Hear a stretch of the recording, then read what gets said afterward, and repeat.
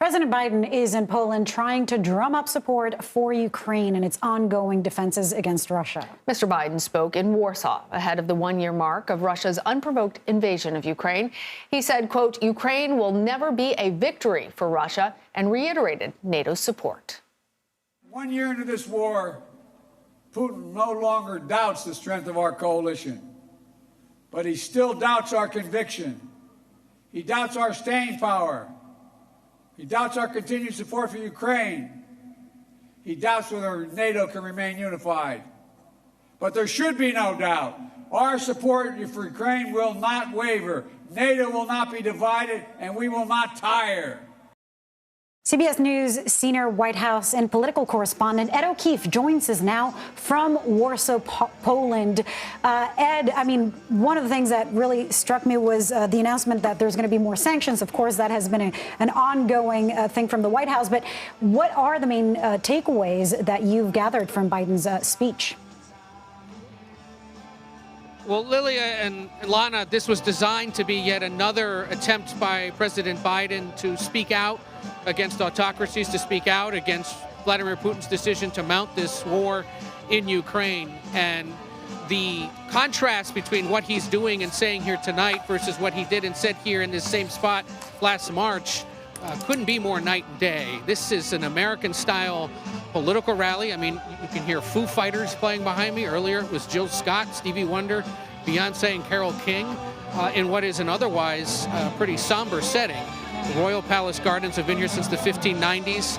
It's an example of Polish resistance and resiliency through conflicts throughout the centuries. But the president eager to be here again in Eastern Europe to reiterate America's commitment to the conflict, to remind Eastern Europe that it stands with its NATO partners against potential Russian aggression.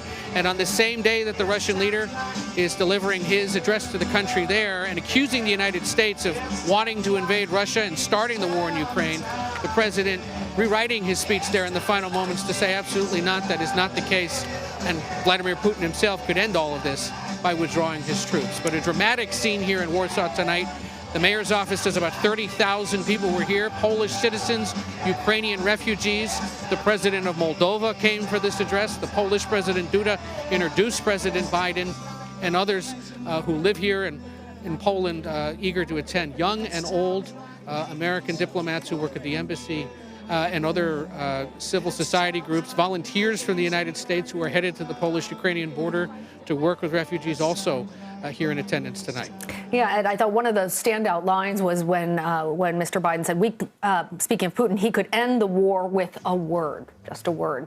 On that note, we want to bring in senior foreign correspondent Charlie D'Agata. He is there in Kiev. Charlie, on this point about Russia, how are they responding to President Biden's trip to Eastern Europe, especially given that his speech came the same day as Russian President Vladimir Putin's national address? And I imagine there's going to be additional comments from Russian leaders, given how forcefully President Biden took on President Putin just now. Yes, it's become a day of dueling speeches. And as you said, we had President Biden here standing side by side with President Zelensky right at the presidential palace. We were at the presidential palace when that happened yesterday. There's no stronger sign of unity with the people of Ukraine. And this is a rallying cry internationally. Now, there hasn't been a direct response from President Putin in his address today, but he was certainly going after the West. He blamed Ukraine for starting the war. He blamed the West for starting the war.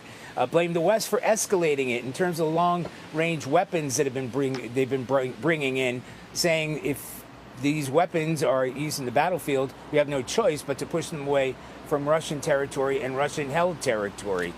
So he's going straight after the United States and the West. But in terms of support here, as you heard him say, he admired President Zelensky, a man, as he said, forged in fire and steel. He said, our support will not waver. Ukraine will never be a victory for Russia. So certainly President Biden directly aiming that at President Putin and Russia. And Russia going just a few hours earlier, President Putin himself taking aim at the West and Ukraine for not only starting this conflict, but for escalating it. Yeah, I mean, and it didn't seem like there was an indirect communication, not a direct one. We didn't hear from Biden anything about the suspension of the START treaty. But Charlie, you've been covering this war from day one. What happens next as we approach 1 year since the war began in Ukraine? What part will the U.S. be playing moving forward, especially after we're hearing of this $500 million commitment, further sanctions, et cetera? Yeah, well, you know, when we've spoken to commanders, local commanders in the early days of the war, I think we have to remind ourselves that the Russians were able to advance to within 14, 15 miles outside of Kiev. It was everybody's estimation that Kiev itself would fall within 96 hours. A lot of that was coming out of intelligence in the United States. That's what triggered that mass refugee crisis. They have clawed back those neighborhoods. We went there. We've been there the past couple of days. These great victories for Ukrainian forces as they pushed Russia away from the capital itself and regained the territory that Russia had taken along the east. But I can tell you that Russia is clawing back. They have the ammunition. They have the manpower, most importantly. Hundreds of thousands of Russian soldiers, new conscripts who are going to be flooding into this battlefield. They're in it for the long haul, and they've got the kind of resources to do that. So the Ukrainians right now are saying, yes, we need these weapon systems. We need long-range weapon systems. They're obviously calling for the tanks. They're serious when they talk about F-16 fighter jets. We spoke with the defense minister, Alexei Reznikov. He said, absolutely, we're serious about that. We need to cripple Russia's air defense systems here. So we are entering a difficult and dangerous phase of this conflict. The front lines are sort of static. They're going back and forth in some cases by feet, by the day. You've seen the onslaught in Bakhmut in the east. The Russians are pushing in areas just east of Kharkiv, areas that the Ukrainian forces have been able to successfully push them out. They need weapons, they need ammunition, and they need it now. So there have been great platitudes, and they'll be listening to today's speech about democracy and sovereignty and freedom and protecting Western values. But when it comes down to the nitty-gritty, they need weapons, they need them quickly. Right. We heard those platitudes. We heard also President Biden's additional commitment. The U.S. has given more aid than any other nation. Interestingly, the AP was reporting, though, that when you look at a proportion of the GDP, actually, it's the former Soviet republics of Estonia, Latvia, and Lithuania that have given the greatest proportion of funds there. Ed, you have heard a lot of speeches from President Biden. In this case, he was not that folksy president we often see, but he was really a forceful call for additional aid and support. But as you know, the White House is trying to navigate Republican pushback when it comes to the war effort. How do they do that now, and does this speech help him? Officials are conscious of that and said that... Now go. Sorry, Lilia and Lana, a little hard to hear here. The question about Republican concerns or growing opposition to the military conflict. There are polls this week that show growing, if not opposition, at least ambivalence to the conflict here.